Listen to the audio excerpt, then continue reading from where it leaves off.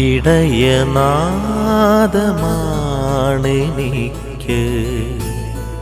മാർഗദീപം. ഇവിടെ എൻ്റെ വഴി തെളിക്കും വചനദീപം. എൻ്റെ ഹൃദയപ്പുൽക്കുടിലിൻ മേലെ താരമാ വചനമായി നീ ജ്വലിക്കാൻ വരിക യേശുവേ. ശക്തിയിലും സ്വന്തം സ്ഥാനമാനങ്ങളിലും അഭിമാനിച്ചുകൊണ്ട് ആശ്രയിച്ചുകൊണ്ട് മുന്നോട്ട് പോകുന്നു. ഇന്നത്തെ മാതാപിതാക്കളുടെ തലമുറയിൽ അവർക്ക് അവകാശപ്പെടുവാൻ സാധിക്കുന്നു, അവരുടെ മക്കളെ അവർ ദൈവവിശ്വാസത്തിൽ വളർത്തി സഭാമക്കളായി വളർത്തി എന്ന്. എന്നാൽ ഇന്നത്തെ യുവാക്കളായ ദമ്പതികൾ തങ്ങളുടെ മക്കളെ ക്രിസ്തീയ വിശ്വാസത്തിൽ വളർത്തുന്ന കാര്യത്തിൽ അവരുടെ മാതാപിതാക്കൾ കാണിച്ച താല്പര്യവും പരിഗണനയും കാണിക്കുന്നില്ല എന്നതും സത്യമാണ്. ഇന്നത്തെ യുവതലമുറ സാമ്പത്തികമായി അല്പം മെച്ചപ്പെട്ടു, വിദ്യാഭ്യാസപരമായി അല്പം പുരോഗതി പ്രാപിച്ചു. അപ്പോൾ അവർക്ക് ദൈവത്തിലുള്ള വിശ്വാസ ശക്തി നേടുവാൻ സാധിക്കുന്നില്ല. ദൈവസ്നേഹത്തിൻ്റെ ശക്തി ആവശ്യമാണെന്ന് പലപ്പോഴും അവർക്ക് തോന്നുന്നില്ല. കാരണം സാമ്പത്തിക കാര്യങ്ങളിൽ അവർക്ക് ഏറെ ഭദ്രത കൈവന്നു എന്നതാണ്. പ്രിയ സഹോദരരെ, ലോകം മുഴുവനും ദൈവത്തിൻ്റെതാണ്. ലോകത്തിലുള്ള സമ്പത്തും സ്ഥാനമാനങ്ങളും ദൈവം നൽകുന്നതാണ് എന്ന് ക്രിസ്തു തന്നെ പഠിപ്പിച്ചിട്ടുണ്ട്. ക്രിസ്തുവിന് വേണ്ടി രക്തസാക്ഷിത്വം വരിച്ച വിശുദ്ധരും രക്തസാക്ഷികളും ഇക്കാര്യം പലതവണ പഠിപ്പിച്ചിട്ടുള്ളതാണ്. നമുക്കുള്ള സുഖസൗകര്യങ്ങളും സമ്പത്തും സമൃദ്ധിയും ദൈവത്തിൻ്റെ അനുഗ്രഹം കൊണ്ട് മാത്രമാണ് ലഭിച്ചതെന്ന് നാം എന്നും വിശ്വസിക്കണം. അത് പൂർണ്ണ സത്യമാണെന്ന് നാം മനസ്സിലാക്കണം. അത് പൂർണ്ണ സത്യമായി നാം അംഗീകരിക്കുകയും ചെയ്യണം. അത് അംഗീകരിക്കുവാൻ, അത് വിശ്വസിക്കുവാൻ നമുക്ക് ദൈവത്തിൻ്റെ പ്രത്യേകമായ അനുഗ്രഹം ആവശ്യമാണ്. നമുക്കതിന് പരിശുദ്ധാത്മാവിൻ്റെ ശക്തിയും കൃപയും പ്രത്യേകമായി ആവശ്യമാണ്. ആ ശക്തിയും കൃപയും ഇന്ന് സ്ഥൈര്യലേപനം സ്വീകരിക്കുന്നവർക്ക് ലഭിക്കുന്നു. മുൻപ് സ്ഥൈര്യലേപനം സ്വീകരിച്ചവർക്ക് സ്ഥൈര്യലേപനം സ്വീകരിച്ച സമയത്ത് അത് ലഭിക്കുകയും ചെയ്തു. എങ്കിലും അത് പലപ്പോഴും മറന്നിട്ടാണ് നമ്മൾ ജീവിക്കുന്നത്. നാം ഏവരും ദൈവമക്കളാണെന്ന്, ക്രിസ്തുവിൻ്റെ ശിഷ്യന്മാരാണെന്ന് അറിയുകയും അംഗീകരിക്കുകയും അതനുസരിച്ച് ജീവിക്കുവാൻ തീരുമാനിച്ച് ത്യാഗമനുഷ്ഠിക്കുവാനും നമുക്ക് കടമയുണ്ട്. അങ്ങനെ യഥാർത്ഥ ക്രൈസ്തവ ജീവിതം നയിക്കുവാൻ നാം എപ്പോഴും പരിശ്രമിക്കുന്നവരായിരിക്കണം. നമുക്ക് ഇടവക മധ്യസ്ഥനായി നൽകപ്പെട്ടിരിക്കുന്ന വിശുദ്ധ ഫ്രാൻസിസ് സേവ്യർ തൻ്റെ സുഖസൗകര്യങ്ങളെല്ലാം പരിത്യജിച്ചവനാണ്. തൻ്റെ സ്ഥാനമാനങ്ങളെല്ലാം ഉപേക്ഷിച്ചവനാണ്. ക്രിസ്തുവിന് വേണ്ടി എളിയവനായി തീർന്നു. ക്രിസ്തുവിലുള്ള വിശ്വാസത്തിൻ്റെ ചൈതന്യം കൊണ്ട്, ശക്തി കൊണ്ട് പൂർവ്വദേശങ്ങളിൽ സുവിശേഷം പ്രസംഗിക്കുവാൻ ഇറങ്ങി പുറപ്പെട്ട മഹൽ വ്യക്തിയാണ് അദ്ദേഹം.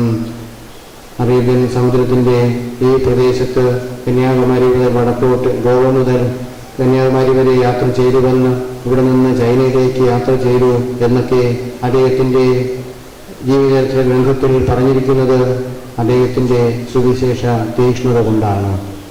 ക്രിസ്തുവിൽ വിശ്വസിക്കുക എന്ന് പറഞ്ഞാൽ സർവ്വതും പരിത്യജിച്ച് യേശുവിൻ്റെ നാമത്തിൽ എല്ലാം ആശ്രയിച്ച് യേശുവിൻ്റെ സുവിശേഷം പ്രസംഗിച്ച് യേശുവിൻ്റെ സുവിശേഷത്തിനു വേണ്ടി പീഡകൾ സഹിക്കുക എന്നതാണ് സത്യമെന്ന് അദ്ദേഹം മനസ്സിലാക്കി.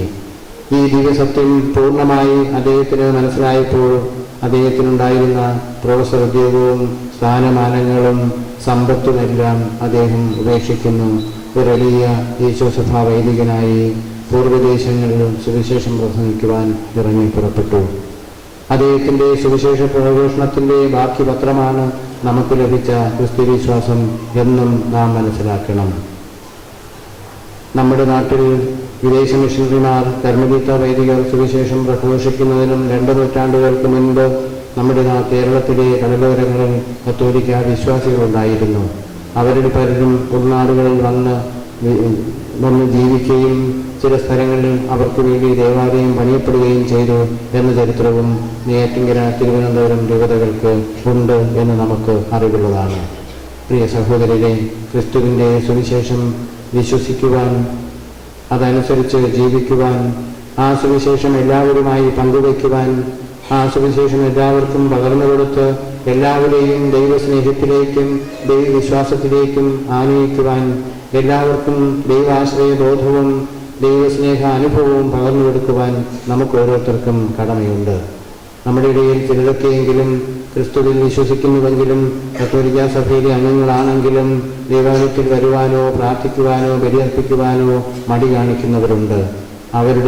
അവരെ ഉത്സാഹിപ്പിക്കുവാനും അവർക്ക് വിശ്വാസ ചൈതന്യം പുതുതായി പകർന്നു കൊടുക്കുവാനും അവർക്ക് ദൈവാനുഗ്രഹം നേടിക്കൊടുക്കുവാനും അവർ പൂർണ്ണ വിശ്വാസികളാകുവാൻ വേണ്ട കാര്യങ്ങൾ ചെയ്യുവാനും നമുക്കെല്ലാവർക്കും കടമയുണ്ട്. നാം മാത്രം ദേവാലയത്തിൽ വന്ന് പ്രാർത്ഥിച്ച് ദൈവാനുഗ്രഹം നേടിയാൽ പോരാ. നമ്മുടെ കുടുംബത്തിലുള്ള എല്ലാവരും ഈ ക്രിസ്തുവിൽ വിശ്വസിച്ച് ദൈവാനുഗ്രഹം നേടുന്നവരാകണം, ദൈവവിശ്വാസമുള്ളവരാകണം. നമ്മുടെ അയൽക്കാരെല്ലാവരും ദൈവത്തിൽ വിശ്വസിക്കുകയും ദൈവത്തെ ആരാധിക്കുകയും ചെയ്യുന്നവരാകണം. നമ്മുടെ നാട്ടിലുള്ള എല്ലാവരും ദൈവത്തിൽ വിശ്വസിക്കുകയും ദൈവത്തെ ആരാധിക്കുകയും ദൈവത്തിൽ ആശ്രയിക്കുകയും ദൈവത്തെ സ്നേഹിക്കുകയും ചെയ്യുന്നവരാകണം. അതാണ് ക്രിസ്തുവിൻ്റെ സുവിശേഷം എന്നത്. ക്രിസ്തു ഈ ഭൂമിയിൽ യാത്ര ചെയ്തിരുന്നപ്പോൾ ജീവിച്ചിരുന്നപ്പോൾ ആരെയും അന്യരായി കണ്ടില്ല. ആരും തൻ്റെ സഹോദരങ്ങളല്ല എന്നും പറഞ്ഞില്ല. ദൈവം എല്ലാവരുടെയും പിതാവാണ് എന്നത്രേ പറഞ്ഞത്. ദൈവം എല്ലാവരെയും സ്നേഹിക്കുന്നു, എല്ലാവരോടും കാരുണ്യം കാണിക്കുന്നു,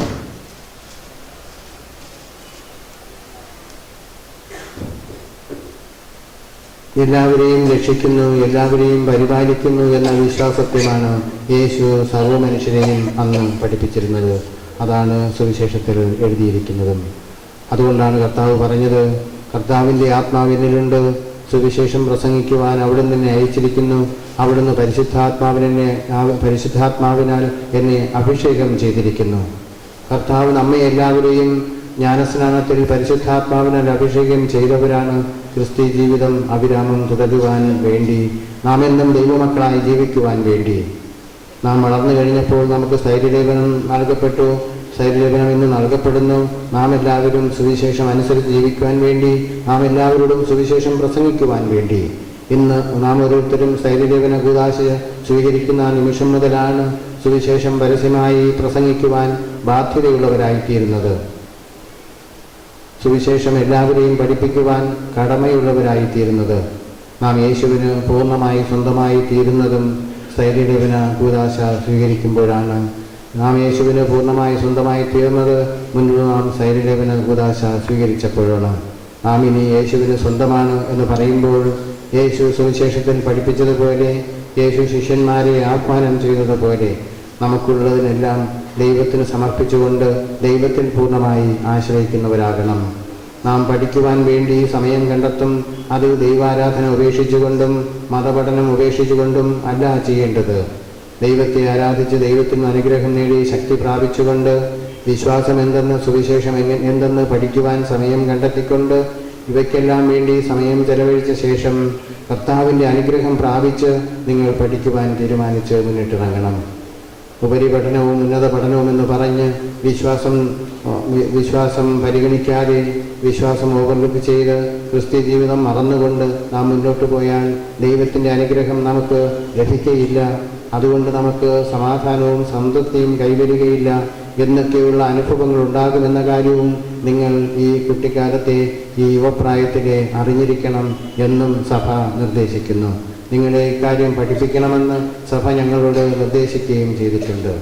അങ്ങനെ ദൈവവിശ്വാസത്തിൽ ജീവിക്കുവാൻ, ദൈവവിശ്വാസം അനുസരിച്ച് ജീവിക്കുവാൻ, ദൈവത്തിൽ ആശ്രയിക്കുവാൻ, ദൈവത്തോട് പ്രാർത്ഥിക്കുവാൻ നാം എപ്പോഴും വിശ്വാസത്തിൽ വളരേണ്ടിയിരിക്കുന്നു.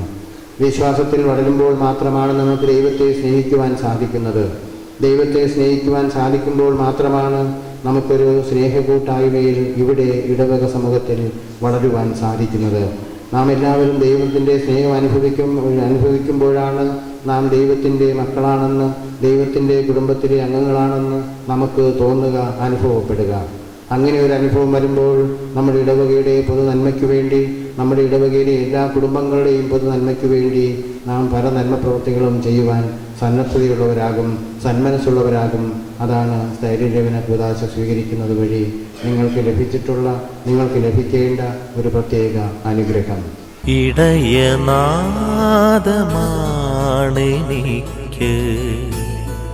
മാർഗ്ഗദീപം, ഇവിടെ എൻ്റെ വഴി തെളിക്കും വചനദീപം. എൻ്റെ ഹൃദയ പുൽക്കുടിലിൻ മേലെ താരമാ